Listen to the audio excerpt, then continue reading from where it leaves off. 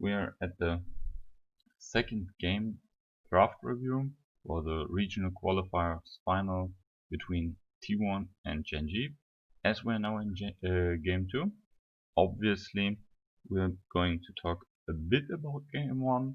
So game 1 is obviously spoiled here, but you have to understand that I'm not going into too much detail regarding the gameplay in game 1. That's something we might do at a different time. We're just talking about general stuff. Maybe how some of the picks worked out and are now banned probably, or what draft answers to the problems of game 1 are from either team. So,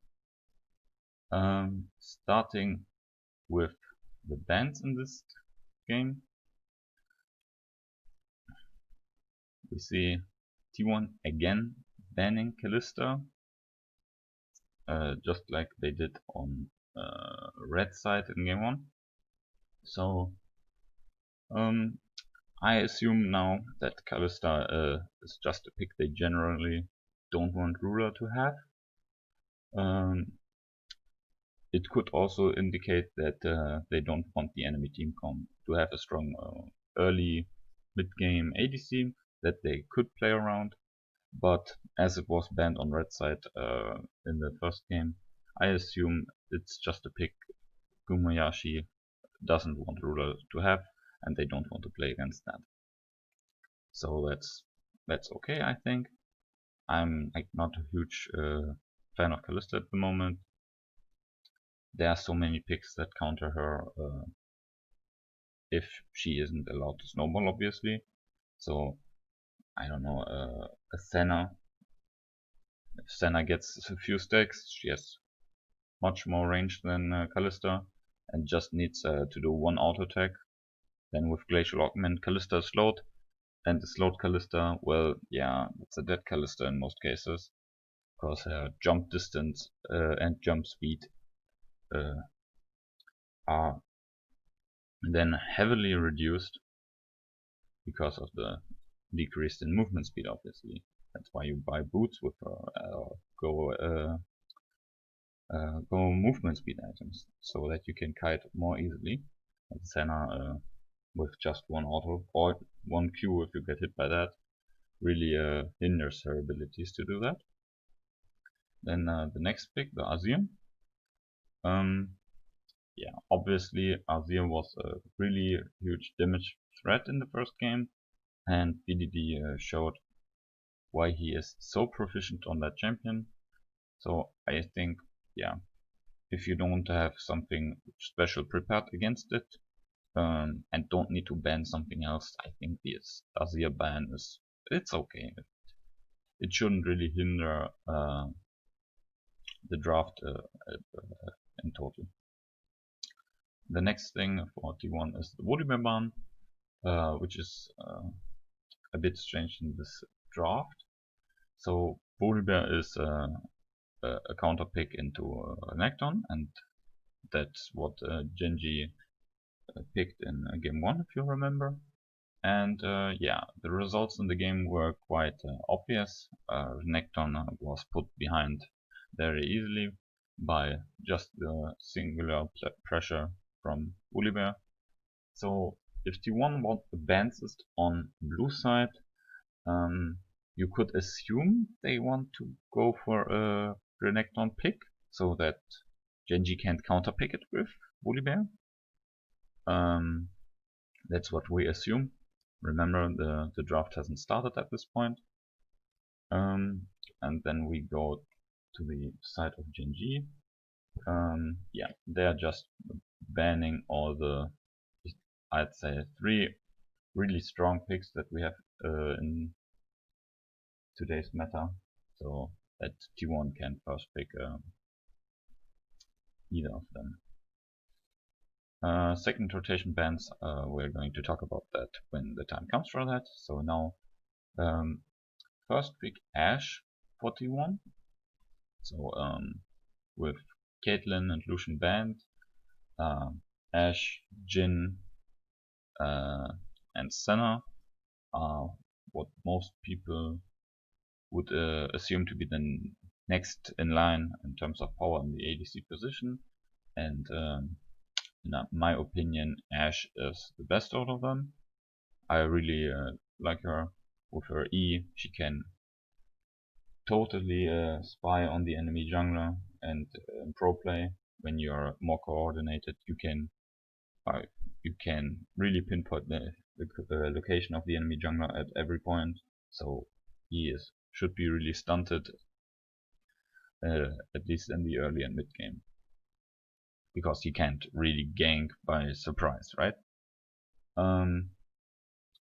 Yeah, we don't know how good Gumayoshi is with her. I haven't checked his solo queue account, but I assume as she is in the meta right now, and Gumayoshi is now a challenger player in Korea, so yeah, we assume he can play her to a good degree. Then the GenG rotation, a bit similar to game 1, I think. Renekton and Set. So in game 1 it was Polywear first pick and then Set Azir. So now we have similar champions, I'd say. Both want to do the same thing. Melee brawlers who skirmish in early and mid game. Yeah, and both don't really scale that well. Yes. So into Ashe, they're obviously okay-ish, right? So Ashe can kite, Ashe can peel for herself to a certain extent, and her range is quite decent. So unless Seth can ult, I don't know, a tank onto her and then beat her up with the help of his team as a follow-up, these picks don't really threaten her that well. But Ashe, her utility is always there, but her damage is something that comes when 2 to 3 items really, especially if you are not going for Blade of the Ruined King, but for the more late game crit build. So yeah, also the initiate tankiness of these two champions will also help in the mid game, as Ashe, if she's going for crit items, something like a Last Whisper or something will really come in late for her, unless she wants to completely stunt her build path, because she needs to buy really expensive items. So the next rotation for T1 is Pantheon and Chase. So in pro play we always assume that Pantheon is going into the support position. I think there were like some instances where it was played on other roles, but yeah, in most cases it's Pantheon support. So it's not something going into Renekton per se. Remember, Set could be support, but we don't know that yet. And then the Jace, also a good pick against both of them. If spaced correctly, he can dominate the lane. Obviously, Jace is a known lane bully. Also, correlation of Jace and Ashe. Both have long range and can siege rather nicely. Jace has multiple options in his build path, so if he's played correctly and gets a good lead, he can also be semi-relevant in mid and late game as a split pusher against a tank, obviously, or if he goes lethality and is able to shock blast the backline of GenG reliably, then the pick will always have its uses.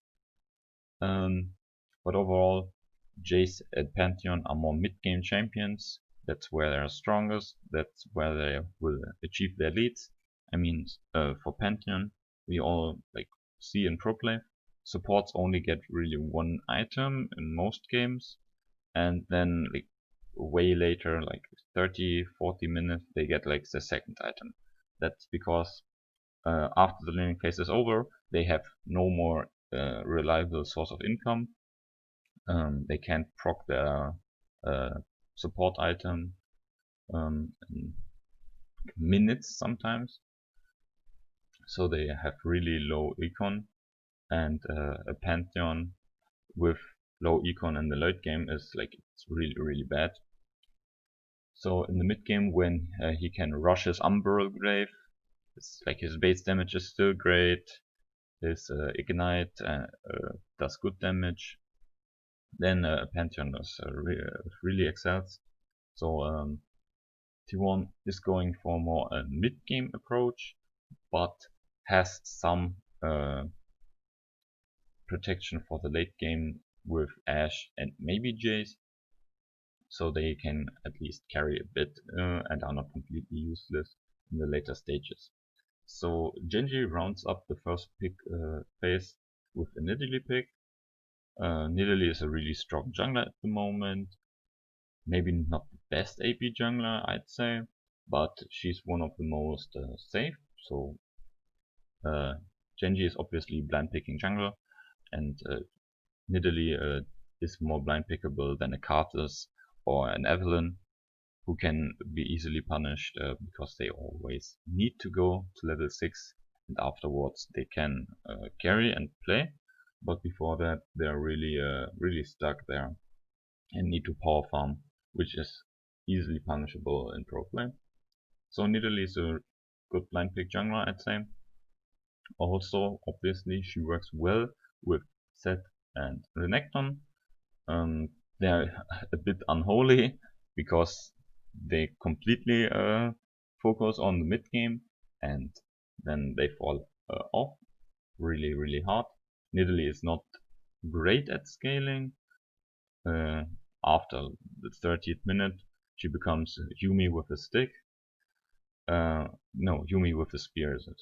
So she's only there for healing. Luckily, many people itemize for that with Athene's, and I have seen Mikhail's first even. So Nidalee can become more of a supportive type jungler if she doesn't snowball and is not completely useless. But yeah, it's not a late game champion by any means. It's picked for Zed and for Renekton for the damage mix in the 2v2s. So yeah, I think it's a good pick here. Yes. So then we go to the second ban rotation. We are having for T1 Orianna and Akali, and for GenG Zoe and Lilia. So for the T1 side, maybe Jace goes into mid lane, so that's something GenG has to keep in mind. But yeah, T1 picks Orianna, bans Orianna, my bad. And well, Orianna has two carriers for her ball, and as all of these champions are heavy immobile, if Zed gets a good engage, Orianna can easily follow up. They have no way but their flash to disengage really, and yeah, Orianna could be a heavy problem here. Also, she has really good wave clear, so if T1 picks these champions and they want to win early, a mid lane turret up and like full HP in the 25 minutes is not really what they're looking for. So yeah, I think there are many reasons for the Orianna ban. Akali ban, yeah, that's a bit strange, I'd say. Akali does mixed damage, obviously, so AD and AP, and with an ADC still coming, right? GenG would have had so much AD damage with Nidalee and partially Akali as AP damage. So, not too sure about this one. But I think as BDD is really strong on her, and as I said, these champions are heavily immobile, Akali could easily go for them. Yeah, that's my thought for that ban. Otherwise, it's maybe something they just don't want to play against. Yeah, maybe like Bumayashi says, yeah, Akali is a problem for my Ashe, something along these lines. I think it's okay. There's nothing besides that could be banned, or that should be banned. So yeah, that's okay. For the GenG side, Zoe and Lilia. Lilia also a good AP jungler that can be more or less blind picked, I'd say, because she also has many facets to her.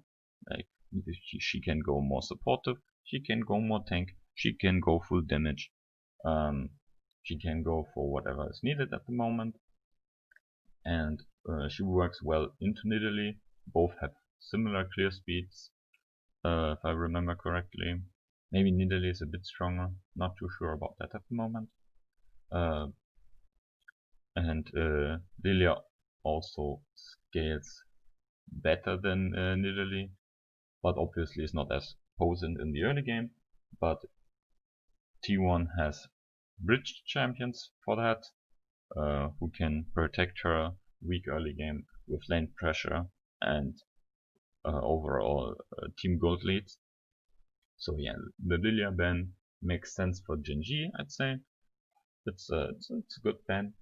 The Zoe ban shows that they don't believe Jace is going into the mid lane, which is understandable, because it's more or less 100% clear that Renekton is top lane, and then it's really a good matchup for T1 to send Jace in the top lane as well. Then we already said Pantheon has poke, like his spear, right? Jace has poke, and Kana has poke as well with his long range. So Zoe as well. Yeah, that would have been a bit of a pain for GenG, because GenG already elected melee champions that don't really have hard engage. If T1 would get into a siege situation, it would be like shooting at fish in a barrel. GenG like would be really suffering from that. So yeah, the Zoe pick, yeah, I think that makes a lot of sense. It's really against what T1 wants to build here. So then the Ezreal comes in for Ruler. Ruler obviously a good Ezreal player. Well, what can't Ruler play good? So yeah, then into the Ashe and into the Pantheon. It's really solid. Ashe can push him, can pressure him, obviously, but Ezreal with Flash, Cleanse, and his E, he shouldn't really fall victim to the Pantheon Ashe line. He can Cleanse and E from any danger these two provide, so he's really safe. And with these aggressive picks here in the top and mid side, this could be support. But with these top side champions, GenG probably wants to play around them, so picking a safe support, AD carry, sorry, is really helping them to divide their attention and not for Clit to be all over the place at any point of time. So yeah, the pick is really safe. Also, we have the heavy AD, right? 3 AD champions. Ruler could go for an Iceborne Gauntlet and really stump lethality coming in from these two. So yeah, the pick overall is really good. Also, BDD, no, Nidalee with her Q and Ezreal with his Q and ult, they can also poke quite nicely. So that's another facet GenG added to their draft. Additionally, he works well with the rest of the team's identity. They are mid-game champions, and Ezreal when not heavily stunted, has his strong 2-item power spike, right, with Iceborne Gauntlet, who is cheap and is good against the AD champions. So yeah, that also works well with the rest. We see it's a cohesion draft. It all fits together and answers what T1 has picked so far. T1, and going for the second pick rotation, picking Elise and Silas. So the Elise is really strange, and many already have talked about it online, that this pick is not really optimal. So obviously T1 needs AP, right? And AP jungler are also excelling at the moment, like Nidalee, Lilia, or Karthus, or Evelyn, obviously, right? We all know that. So AP is needed. The question is here, what kind of AP damage do you want? Would you want Karthus? I think maybe there's an argument for that, but not really feeling it. Karthus, like, not as strong as he used to be, but more important, he's way too vulnerable for Nidalee, Set and Renekton. Set also with his W can, if need be, completely negate his ultimate. Renekton can also press out against his ultimate. That's all, also hypothetically speaking, but also the Karthus would be a pick that T1 wants to protect with their early advantages. So the Jace Pantheon would be bridge champions for the Karthus damage, and I think T1 wants to go for a mid-game approach, so that the jungler helps their mid-game champions to be more ahead and to snowball their leads. So yeah, it is not about the jungler, it's about the lanes, not the other way around. So a Karthus pick is understandably not at really what T1 is looking for, but maybe it could be fine. I'm not really liking Karthus into Nidalee, cause she can really hurt him. She farms also very fast, and can invade him easily. Yeah. So then the other option would be Evelyn. Evelyn has similar issues. She also needs level 6 and is a more mid-late game carry. Her early game is not really strong, right? Her clear speed is good, but she can't really gank unless the enemy really overextended or you have a really strong CC lane. That would be for T1 the bot lane, but Evelyn really dislikes ganking bot. So I can understand that Evelyn is not really picked here, but that's still not the best option to pick Elise, because Elise is very one-dimensional. So Elise's kit is really made up for diving and early ganking. So early ganking is something T1 likes, because then they can snowball with their mid-game champions faster, right? So that would be something really nice. But in today's meta, early ganks, level 3 ganks, are not really that strong, because a Nidalee can just farm 3 camps nearly in the time Elise makes 1 gank. And if the gank fails, Elise is already so far behind that she is nearly useless, and in the 1v1, unless she hits a perfect cocoon on a mid HP Nidalee, it will be really hard. Then her dives are also quite fine. Not too sure if you want to dive Renekton and Set, but yeah, that would be also an option. Besides that, there's nothing really much going for Elise at the moment. She's more relevant in matters when diving is easier, or like more important, and if her numbers are really nice, or the items are really nice for her. Liandry's in this game would be really good for her, but other than that, yeah, she needs expensive items at the moment to really reliably do damage against the more bruiser-like champions of the GenG. So overall, Elise is not a really good pick at the moment, and at this time I'm not seeing it either. Many called for an Eve pick here, and as I already said, Eve has her own kind of problems, but who doesn't? Eve would fall more in the category of T1 protecting Eve in the early game and then Eve carrying more. But I think just getting to level 6 is enough for Eve. She doesn't need items like a Karthus does to be effective. So Eve could power farm to a 6, just place wards to protect the laners, and then after 6 can then heavily gank and put the laners ahead, much more than Karthus could do. And also for the aspect of diving champions, which Elise is really good at, well, Evelyn's ult is also a complete execute and tower reset, so that's also an option.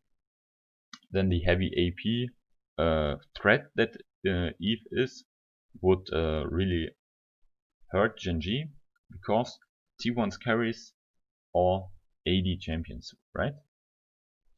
3 AD champions have already been picked, and so T1 looks to pick an AP champion, at least in the jungle, if not in jungle and mid lane now. So if Elise comes in and, well, she failed one gank and is more or less like 2 camps behind now, GenG doesn't really have to fear her AP damage. They can go full Ninja Tabai and chill with the threat of Ashe, Jace and Pantheon, and then Elise is just a cocoon bot and her damage is not really relevant. And Evelyn, well, yeah, ignoring Evelyn's damage, yeah, that's a bit foolish. So Evelyn's AP damage would be a really threat against GenG in nearly every case. So yeah, not really liking the Elise. It's just not really what you're looking for, I feel. The Silas on the other side is picked against this, right? So let's see what ultimates he can steal. The Renekton ult, it's okay. It's quite nice in like little skirmishes, but it's nothing major. Similar to the Set ult, it's better, I think, in teamfights, obviously, because it has more AoE and the AP scaling from Silas can turn Set's ult into quite a bomb. Nidalee, complete waste, and Ezreal all not really useful in teamfights either. It's more like for poke, which is nice, and AP ratio again, like doing tons of damage then, but so besides Renekton and Set's ult, there's nothing really great to steal at this point. But he also is a more bruiser champion who likes to skirmish. So that's what goes into the matchups against Renekton or Set, right? Because that can be flexed, as well as this. Because yeah, we assume it's sub or mid, right? And Jace and Silas can be flexed against these two. So matchup wise, Silas is also not that great. So he can steal great ults and he can't really 1v1 either champion, right? Renekton really hurts, and yeah, Set into Silas, that's really rough for like I think most of the early and mid game. Depends on what item power spike Silas goes for and if Set goes for damage or for tank. but like the early levels, that really hurts. Like melee against Zed, that's a world of pain. But then the Sylas also provides AP for T1. So now, even if Elise is a bit wishy-washy and useless with her AP damage, if something goes right, Sylas can still pick up the AP damage for the team and provide needed damage mix. But yeah, the pick also is okay in mid game because he has like a decent 2-item power spike, can skirmish really easily, has his problems against the enemy champions, obviously, as I stated before, and will be put behind, like if we assume Zed goes into mid lane, then he will be behind in every case, and also every margin. But besides the laning phase, that Sylas can do well here, and yeah, so it's not bad. Maybe something ranged would have been better. I personally would have loved Zoe and TF here, but yeah, not really possible if they're banned. Then maybe Syndra can come in, but maybe they fear because she is so immobile. But her E or QE combo also has nice range for the siege of T1, and yeah, her AP damage is really high. Then that conflicts with Elise, right? Because you don't want too high damage AP champions on the team. But yeah, as I said, Elise is yeah, it's just her cocoon. So yeah, maybe Syndra could have been nice here. Just throwing that out there. But Sylas is not that bad. Then GenG finishes with Braum, and that confirms that Zed is in fact mid lane. Yeah, so yeah, Sylas is a bit yeah, he has a lot of issues now for 10 minutes. Then the Braum into the poke of Jace, Pantheon and Ashe. Yeah, works really well. Ezreal Braum really safe bot lane, so the aggressiveness of Ashe Pantheon is really denied. You don't really want to dive these champions with Elite either. Really safe, solid team fighting for Braum as well. His skirmishes are also quite decent. Yeah, so the pick really works well.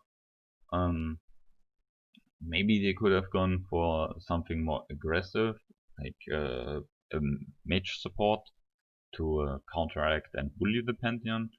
But as I said before, with the Renekton set in Italy, I think GenG wants to play around the top side more, and if the bot lane from then also goes for aggressive picks, Nidalee's attention would have been divided to another lane as additionally, so she couldn't focus on one thing, but do many things at once, which could have slowed down potential snowballs. So yeah, I think it's good that bot lane goes defensive and like sacks a bit of pressure there. No need to fight into Pantheon. Just let him get his early lead and then don't die. Wait till he is useless. Yeah. So after the pick ban, we can talk a bit about the isolated matchup. I already did that in most cases, right? The bot lane is in favor of T1 with the early push, the early pressure, the cross map potential of the ults of both T1 champions. Late game wise, Ashe always is really fine. The same goes for Ezreal. Both are good in the mid game, both ADCs. Braum is just so in mid game, but what he lacks in the mid game and makes the up for good team fights. Where on the other side, Pantheon is not good in team fights, but he has strong mid game skirmishes. So yeah, both bot lanes have their strengths and weaknesses, and I think both are really fine with that bot lane matchup. T1 can do what they want, and GenG is quite safe, and that's also what they want for the rest of their draft. Mid lane matchup is set against Sylas. As I mentioned before, Sylas will be bullied, or he should be bullied if Set plays his champion correctly. He really outtrades him in early game. Also, Sylas's advantage with his W sustain matched by Set's passive. So yeah, that's not a good matchup for T1, but it's not a matchup where like Set dives him level 2 and kills him or something like that. It's just that Sylas has Set has the pressure on Sylas, can push him, and wins trades. But yeah, in the mid game, both champions can be fine and can do what they want. So it's not that Set denies Sylas effectiveness in the game entirely. But that's the advantage for GenG in the pressure department, right? Then we look at the jungle matchup. Really talk much about this. Really don't think Elise is doing well here. She obviously can snowball, right? It's not that Elise is every time trash and completely useless. We all know like challenger clips where she really excels, but if she falls behind early, if her early ganks don't work, she is just so outpaced by Nidalee, and even then later, her cocoon, she turns into a cocoon bot, and Nidalee also is just healing if both fall behind, right? But I take the healing in most cases than a stun, because obviously the frontline targets that will be stunned will have a lot of tenacity. Ezreal has cleanse in every case against this bot lane. Yeah, it's not a good pick. Not really feeling it. Then finally for the top lane isolated matchup, Jace against Renekton. Obviously again in the pressure advantage for Jace. We all know that it's a really well-known matchup.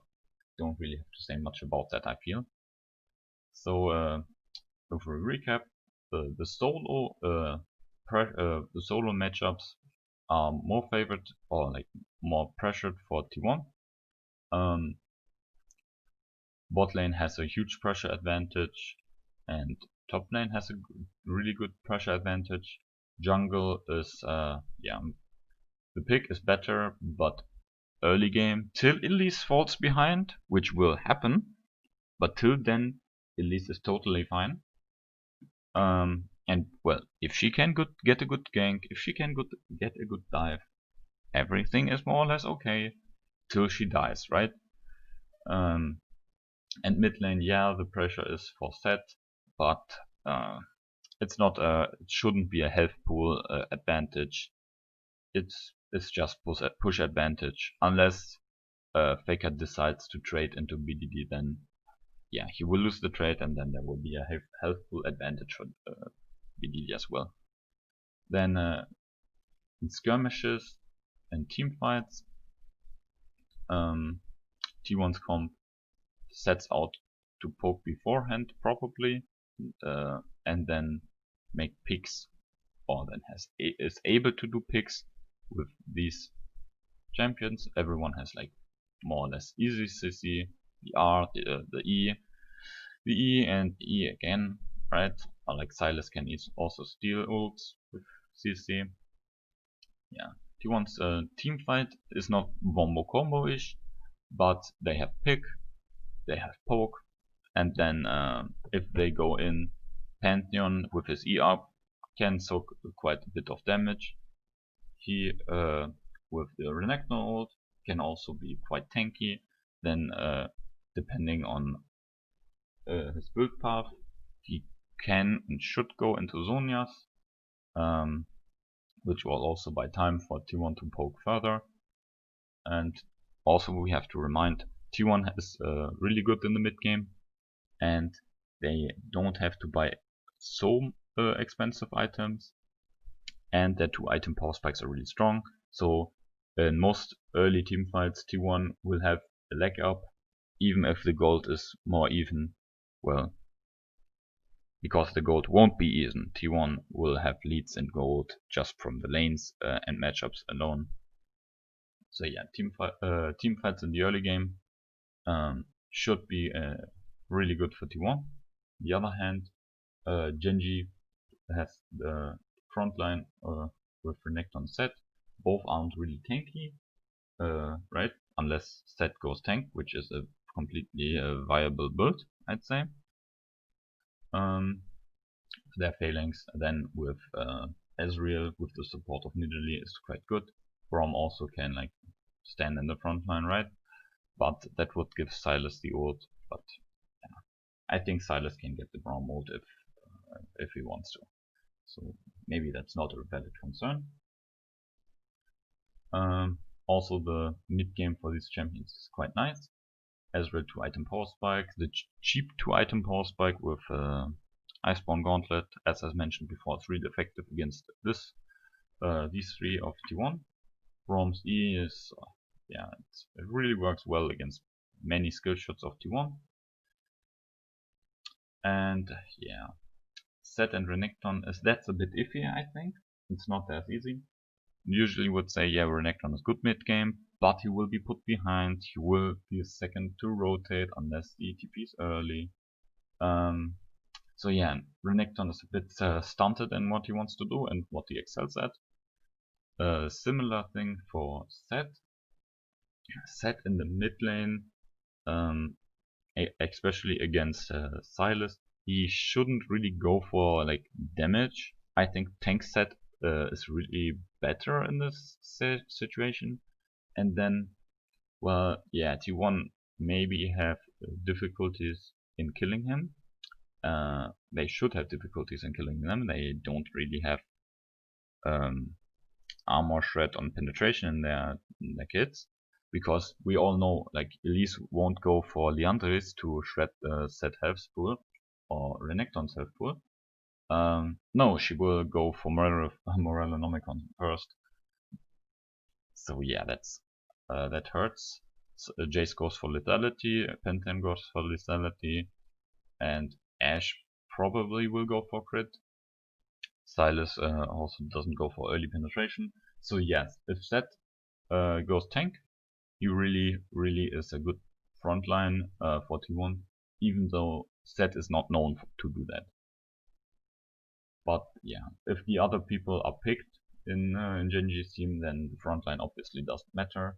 But the pick potential, even though it's really great from T1, with Braum and an Ezreal with Flash Cleanse, yeah, GenG is really safe. So both drafts have their identity. Both drafts have something they want to do. It's a bit of a fire against fire, right? Both teams don't want really late game. Both teams want skirmishes. T1 wants a bit more pick than the all out brawl that GenG wants with their melee champions. So yeah, both have their facets, and yeah, I feel if T1 gets ahead though, they could be able to snowball way harder than GenG, just based on the siege potential and pick potential that can be then exploited with the vision lead the team which is ahead usually has. Yeah, in the late game, GenG should be really fine. Their melee champions then can just itemize more tanky.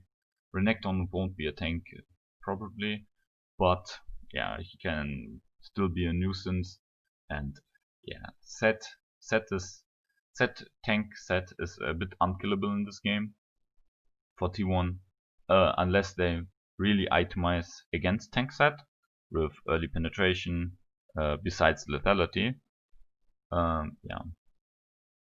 So the draft edge, I would give it to T1, but the least pick really hurts what they can do and how they conduct themselves. And yeah, it's just further limitations to their team. While on the other side, GenG really has a solid draft altogether. Everything works well together in cohesion. Nothing is really like drifting apart. Their picks are centered around what T1 picks and what T1 wants to do. So the draft advantage overall, I would give it to GenG, but that's mostly because the Elise pick really sucks and the Sylas pick is, yeah, it's a bit iffy.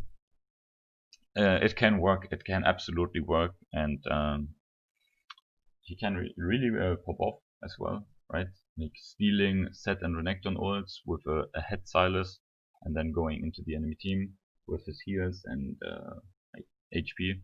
He really can be a nuisance, but that's theoretical speaking, and it's not set in stone.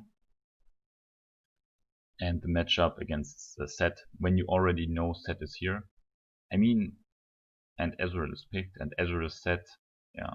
So what I mean is, Set and Ezreal were already shown, as Sylas was picked, right? Therefore, Braum was not shown.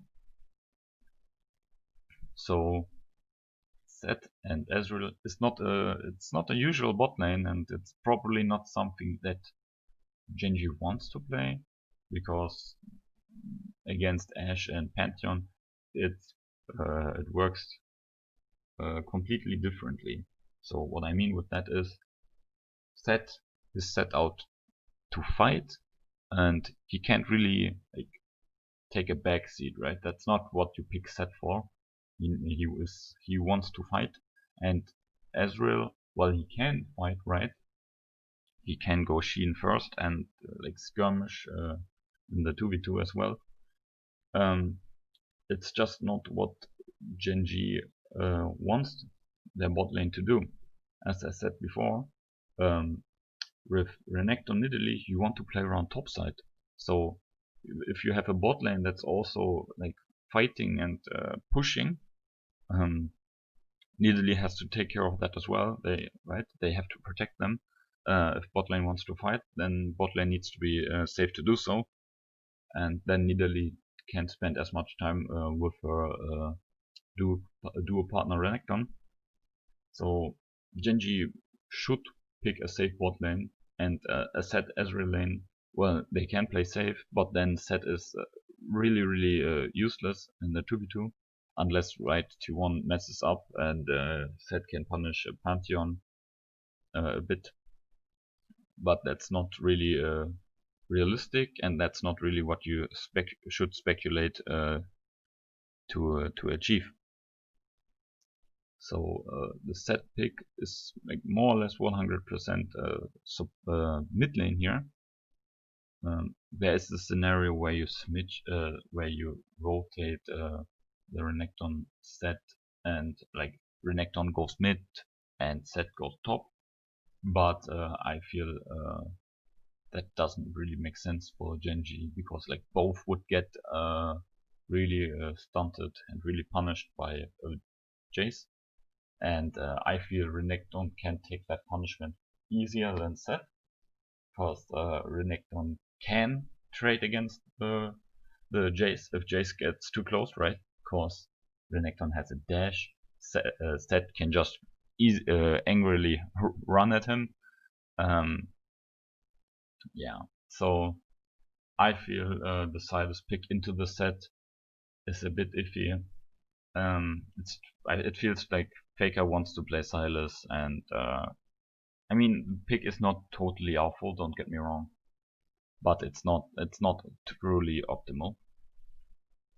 So I would give the advantage to GenG, just like in game 1.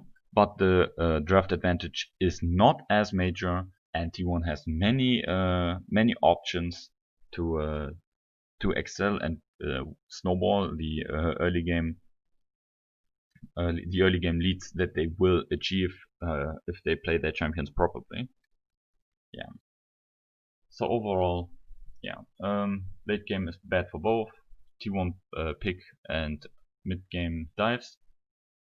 GenG wants to skirmish in the early to mid game. Their one item and two item power spikes are really solid.